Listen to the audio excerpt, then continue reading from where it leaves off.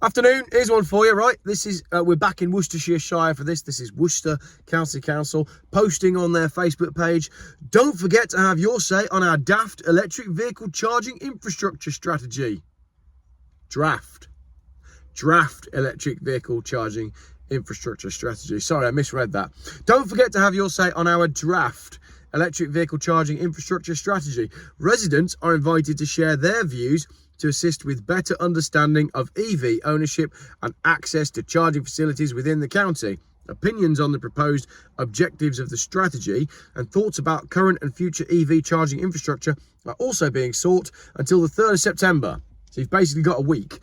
You can view the draft electric vehicle charging infrastructure strategy, and you can read the frequently asked questions and share your views via an online survey here. Don't worry, I've had a look at the survey for you, and we've got some comments from people on Facebook. So I dug into the strategy. So I opened the link, and basically there's a headline there that says, what is the EVCI strategy, electric vehicle charging infrastructure strategy? This strategy sets out how the council and its partners intend to support the transition to electric vehicles and help coordinate the development of accessible charge points across the county. The primary focus of this strategy would be on delivering electric vehicle charging solutions for use by households without dedicated off-street parking at home through the deployment of local electric vehicle infrastructure fund, the LEVI fund. Why have we got a local electric vehicle infrastructure fund, and who's funded it? Well, taxpayers have funded that. You've funded that. I've funded that. We've all funded that.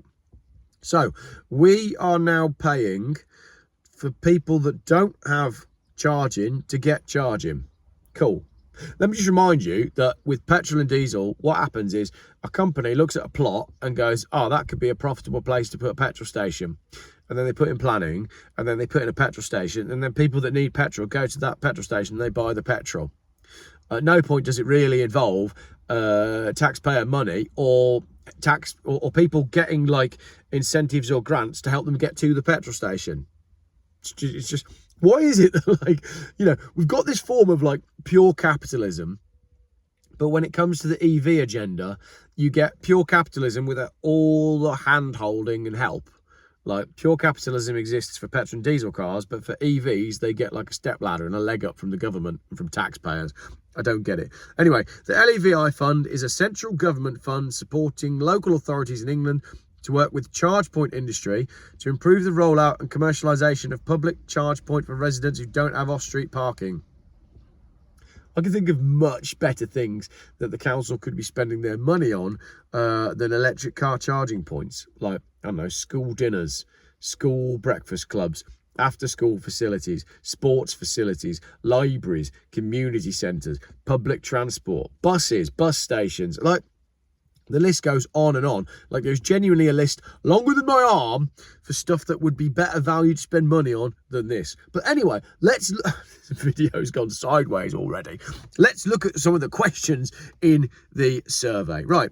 If you don't own an electric vehicle or a plug-in vehicle, what are the main barriers to you owning one? Purchase, cannot install a charger at home, availability of public chargers, mileage range of vehicles, or none. I plan to purchase an electric or plug-in vehicle when I need to replace my current vehicle, or other. Please use the box below to tell us about this. Don't want one. Never wanted one. I like my old diesel car. And then it talks about the 5 objectives that are contained within this strategy, right? This strategy, which is the EVCI, which is the electric vehicle charging infrastructure strategy.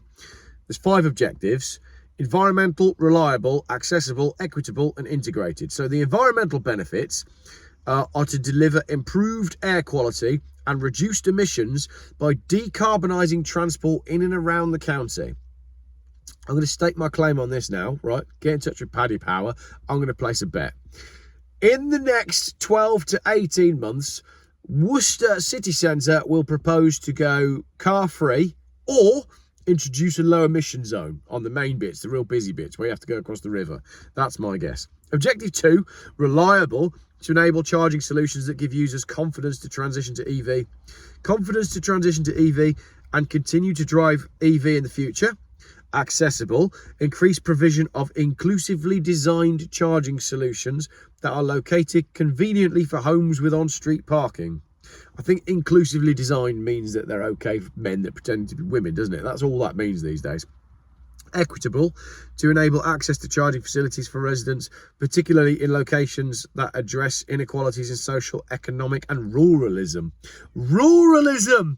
That's what it's called now. I like to live out in the sticks. I'm now being ruralist. I'm being ruralist. I'm not allowed to be ruralist anymore. Ruralism and ruralist. Get used to those phrases because they're coming soon. And lastly, integrated, to provide opportunity for integration with wider local transport services. Active transport to widen travel choice. So I've gone through the survey. There's not that many questions as far as I can tell.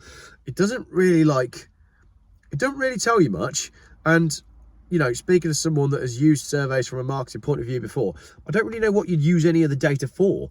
You basically just gonna have a load of people telling you why they haven't bought an electric car.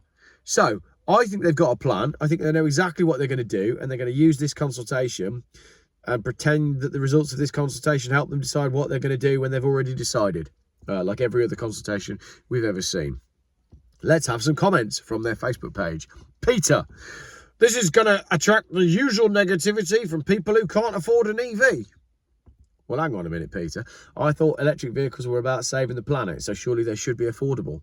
But it seems to me that the fact that the electric vehicle movement hasn't started with small EVs that people can afford tells you everything you need to know about the electric vehicle movement, and therefore the electric vehicle movement was never about saving the planet. It was only ever about control.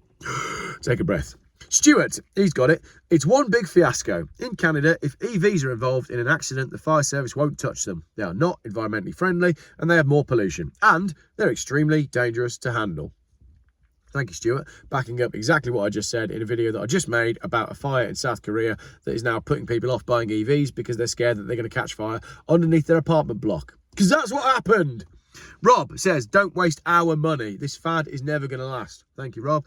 Emma, anything that can improve the infrastructure and make it more affordable will be good. I put my car on charge at the charge points outside the Civic Centre in Pershore earlier this week, and it cost me £8.63 for 2 hours of charging, and it added 50 miles to my range. I can add 100 miles plus at home for about £7 overnight.